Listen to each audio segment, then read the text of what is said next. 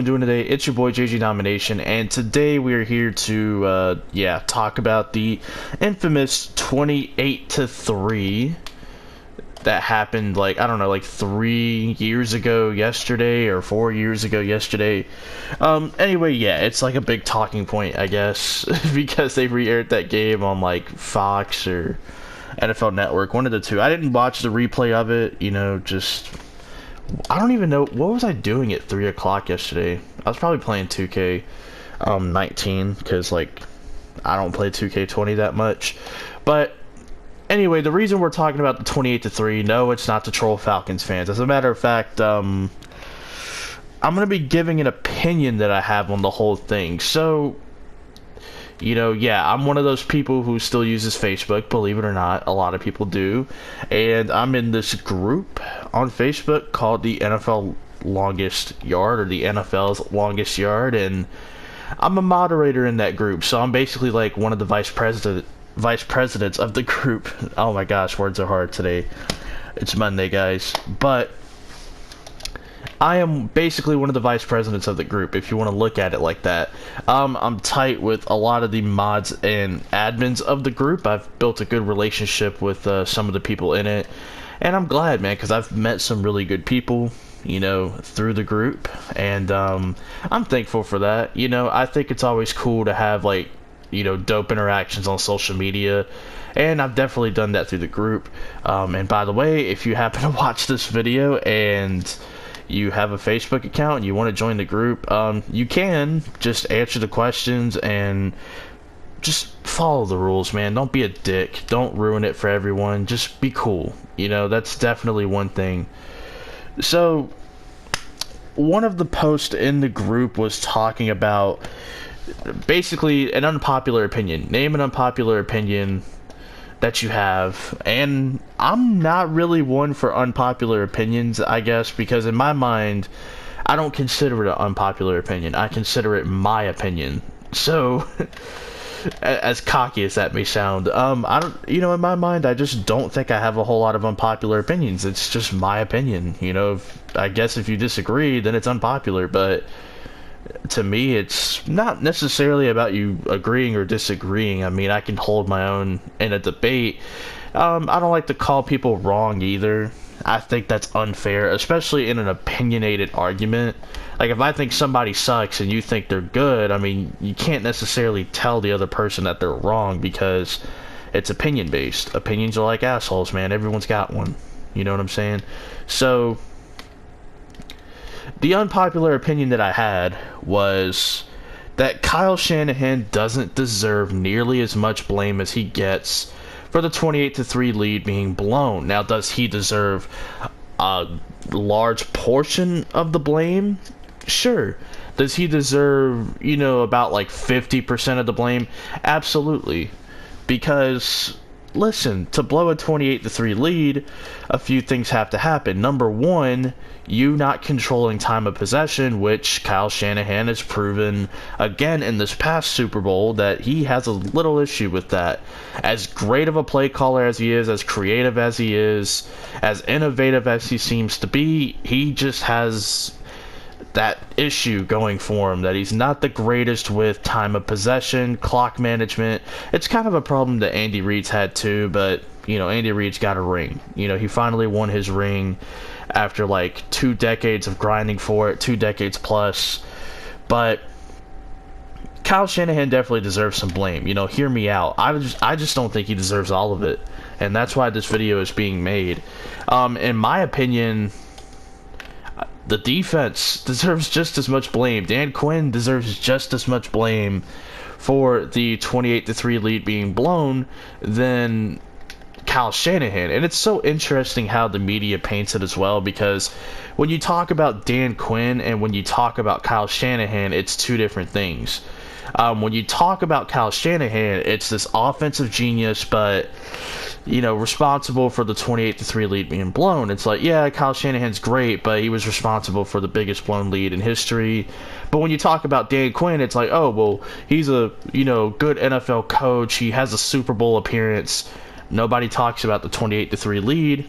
in the media, mainstream media, when talking about Dan Quinn. They just say he has a Super Bowl appearance under his belt, but they don't talk about how his defense gave up 25 unanswered points, and if you count overtime, 31 unanswered points. Nobody talks about that part with Dan Quinn's defense. Nobody talks about that with Dan Quinn.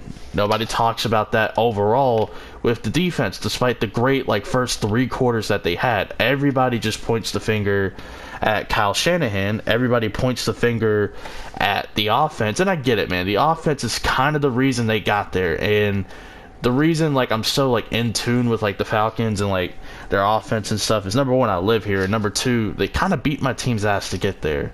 They decimated my Green Bay Packers. Granted, 22 players on our active 53-man roster to start at the season at week 1. Yeah, they didn't play. 22 guys did not play for the Packers in the NFC Championship. We literally had Ladarius Gunter, who was an average XFL corner today, trying to cover arguably the best receiver in football, Julio Jones. So, yeah, I pretty much thought we would lose, but you got to root for your team in that situation.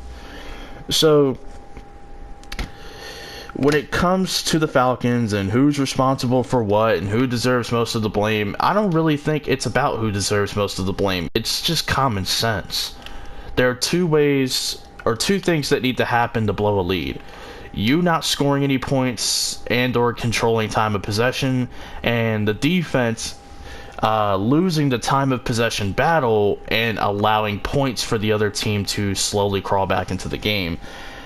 It's a team effort. You win and lose as a team. Yes, more guys will get more of the credit in wins and losses, but when it comes to blowing a 28-3 lead in the biggest game all year, especially against the New England Patriots, where I tell you what, man, watching that game live, it looked like the Patriots were out of it.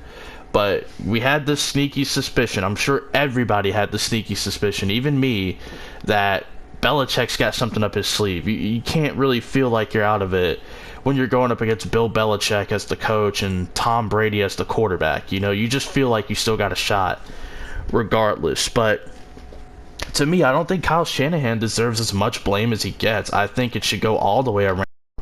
When you talk about Dan Quinn, when you talk about Kyle Shanahan, I get it. The offense was the bread and butter that year. They were a top 10 historical offense in all of football in terms of yards, points per game, point differential, you name it, man. They were one of the top 10 all-time offenses with Matt Ryan at quarterback, and that's not a knock at Matt Ryan. I mean, he won the MVP that year. Whether he should have or shouldn't have is irrelevant. He won the award, and I get it. The offense, because of that, is going to get the blame when they lose because they were a historically great offense that year. But to me, I don't think they deserve nearly as much blame as they get. So I guess that's my unpopular opinion. The defense deserves just as much blame, if not more blame, for what happened that day. And Dan Quinn doesn't nearly get the same amount of scrutiny as Kyle Shanahan. Now, I get it. You look at this last Super Bowl, and I'm sure Falcons fans were happy with the result because Shanahan mismanaged another big lead. But the same argument could be made there. You had Patrick Mahomes beat, and yeah, your offense didn't really move the ball, but it's not like they completely went away from running the ball. The Chiefs sniffed out the run and just put a stop to it and made that team be one-dimensional. It's almost like they sold out for the run because Raheem Mostert wasn't ripping 10, 12-yard carries anymore. It was like a gain of 1 or nothing at that point. But people don't talk about that. They just put the blame on Kyle Shanahan because, well, they did it before, and guess what? It's going to work again because you're in the same situation. Also, what nobody talks about in that game is after Mahomes threw that second interception, he had a passer rating of 117. Yeah, the dude was basically on fire after he threw his second interception. So what about that elite defense that quote-unquote carried you all year? Yeah, where did they go exactly? Oh, well, they were playing Tyreek Hill, Travis Kelce, Mahomes, but you held them to 10 points entering the fourth quarter. It's get out of here. Get out of here with the excuses. Call it down the middle. Call it like you see it. Like, enough of that bullshit, man. You know, in my opinion, Kyle Shanahan he gets way too much of the blame, man. It's almost like a narrative at this point. If they blow a lead, it's because of Kyle Shanahan. It's literally no one else's fault in the eyes of the media, and that's unfair because you win and lose football games as a team. And while I do think Kyle Shanahan, once again, deserves a huge chunk of the blame, he is not the sole reason why the Atlanta Falcons couldn't stop the New England Patriots from scoring 31 unanswered points. He is not the sole reason that after Mahomes threw his second interception, that the San Francisco defense literally couldn't stop a nosebleed for 7 minutes. That is not a Kyle Shanahan problem completely. That is on the team. That's on Robert Saleh's group of defensive players and the coach himself, Robert Saleh. That is on Dan Quinn and that defensive coaching staff for the biggest lead being blown in Super Bowl history. So while it's fun to poke holes and, you know, pick apart Kyle Shanahan, while it's fun to use that as a meme and talk about it and put it on his resume, everybody involved deserves the same amount of blame. So that's basically my unpopular opinion, I suppose. And plus, you know, I thought it would be a pretty interesting topic to talk about because, you know, it was the anniversary of that the other day. You know, while we're in quarantine, you know, I'm trying to think of other videos we could do. I'm probably going to make one on Cam Newton sometime this week, maybe even as early as tomorrow. I might make one on Cam Newton, talking about like what's next for him because it may be a while before he gets signed. I hope I'm wrong about that. I hope he literally gets signed 5 minutes after this video goes up. That would be so cool. You know, I'll do another mock draft maybe next week. I didn't feel like doing one, man. I know I got a ton of views from the last one compared to what I normally get, so shout out to that video being my highest viewed video ever. Very appreciative of that. But I didn't want to oversaturate it by having back-to-back drafts in the span of a week. So I figured I'd just wait another week. I won't do it with trades, I promise. I'm not going to do it with trades because nobody likes trades apparently, because they'll just dislike your video if you have them trading. So I know not to do that anymore. No, I'm just playing. I don't really care about likes and dislikes. I just want people to enjoy what they're seeing. But hopefully you guys enjoy, man, and let me know what video topics you want to see me discuss while we are in quarantine, while we are leading up to the NFL draft. Do you want me to do position groups in the draft? You want me to like rank my quarterbacks and all that? Do you want me to just talk about subjects that are going on in the world of sports, in terms of like football and stuff, like what Cam Newton, Jadeveon Clowney, Everson Griffin, Jameis, you know, you want me to talk about stuff like that? I guess let me know down in the comment section below or hit me up on the social medias. Until then, you know, I guess I'll see you guys later, and hopefully you don't get triggered by this video. Peace out, guys.